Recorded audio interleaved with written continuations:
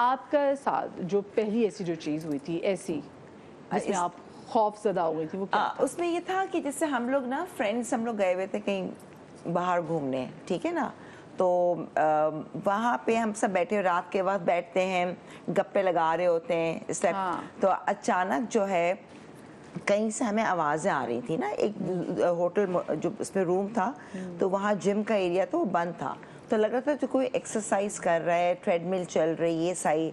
ہم نے کہا نہیں نہیں نہیں, سنتے رہے, ہوتا ہے نا انکوزیٹو نیچر ہوتی ہے کہ نہیں یار کچھ ہے, ہم باتیں کرتے رہیے. خیر اس کے بعد ہم نے کہا نہیں نہیں, ایک نے کہا نہیں یار سب بیکار کی بات ہے, میں نہیں بلیو کرتی ان سب چیزوں کو نا, اس نے کہا کہ بیکار کی بات ہے, کچھ نہیں ہوتا. اس وقت جو ہے ایک وہاں پہ اسٹیچو تھا جس کے ہاتھ میں نا ایک پلیٹ رکھی ہوئی تھی, تو وہ یہ بات کی ہے, وہ دھڑ سے گری ہے, گر کے یوں ہو جائے نا, گر جائے, وہ لٹو کی طرح یوں گھومی ہے, ٹک ٹک ٹک ٹک ٹک ٹک ٹک ٹک ٹک ٹک ٹک, ہم یوں دیکھ رہے ہیں کہ مائی گاڈ. اور اس کے بعد وہ اتنی ہمت میں, اس کے بعد ہم نے بس پڑھا اور ہم جا کے سو گئے.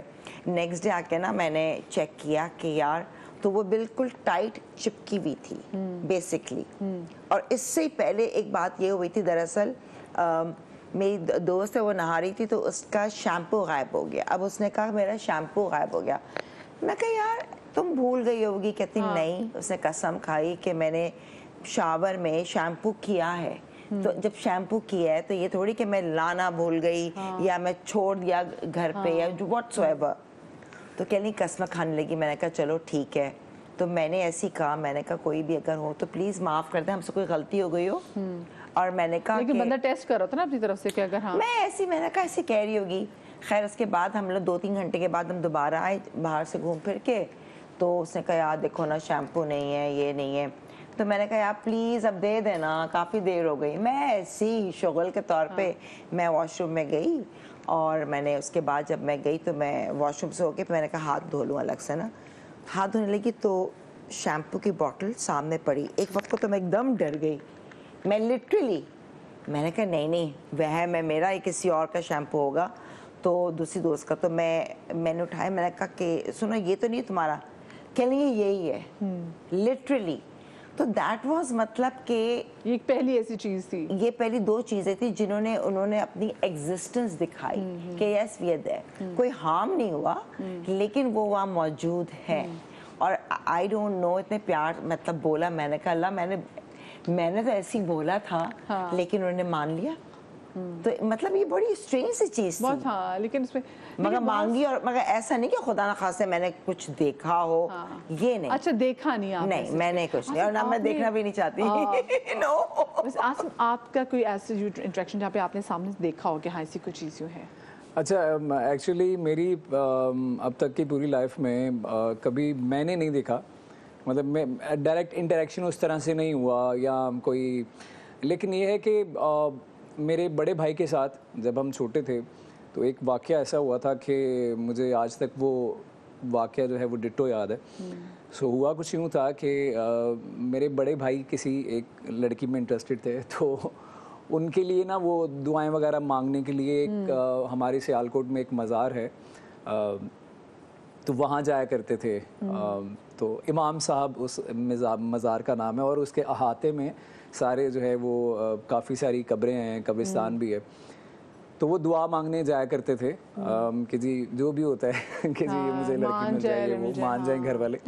سو وہ اکثر ہمیں پتا تھا کہ یار یہ 3 بجے 4 بجے یہ جب بھی کوئی ان کو کام سے چھٹی ملتی ہے تو یہ وہاں جاتے ہیں. سو ایک رات ایسا ہوا کہ شام کا ہی وقت تھا, 8-9 بجے کا وقت تھا. تو ہمارا جو کمرہ تھا, مین کمرہ, جہاں پہ میں, میری دادی اماں, میرے بڑے بھائی ہم سوتے تھے. تو امی ابو اور باقی میرے چھوٹے بہن بھائی اوپر سوتے تھے دوسرے پورشن میں. تو وہ سامنے مجھے بھی یاد ہے کہ وہ ایک لابی سی تھی, اور اس کے آگے وہ پرانے زمانے کا گھر بنا ہوا تھا, برآمدہ تھا جو پنجاب میں ہوتا ہے, آپ کو پتہ ہے.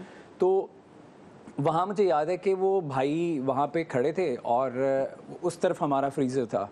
تو وہ یوں بس کھڑے ہیں اور فریزر کو دیکھے جا رہے ہیں, اور ان کی نہ پلکیں جو ہیں جھپک رہے ہیں اپنی, نہ موومنٹ ہے, نہ باڈی میں موومنٹ ہے, کچھ بھی نہیں ہے. سو بالکل جیسے ایک بت بن کے بندہ دیکھتا ہے نا, ویسے دیکھے جا رہے. से पहले हमने नोटिस किया कि शायद वैसे ही खड़े हैं, किसी को देख रहे हैं, तो कोई था तो नहीं वहाँ पे। तो जब हमने जाके उनको पकड़ा तो he was statue, like literally अकड़ चुके थे, जैसे खड़े पत्थर थे, का इंसान हो अकड़ चुके थे, खड़े थे और आंखें बिल्कुल खुली हुई थी, यूं थी बस ये। तो वो खैर उनको फिर लटाया, आयतल कुर्सी पड़ी, कोई मतलब पानी वानी पिलाया, तो वो होश में आ गए, होश में आ गए तो ठीक हो गया। तो ये सिलसिला 1-2 दिन चलता रहा और बहुत फ्रीक्वेंटली होना शुरू हो गया। मतलब ऐसा नहीं है कि एक दफ़ा हुआ और हफ्ते बाद हुआ, नहीं, आज हुआ, शाम को हुआ, तो कल दोपहर को फिर हो गया, वही चीज़, सेम वही चीज़।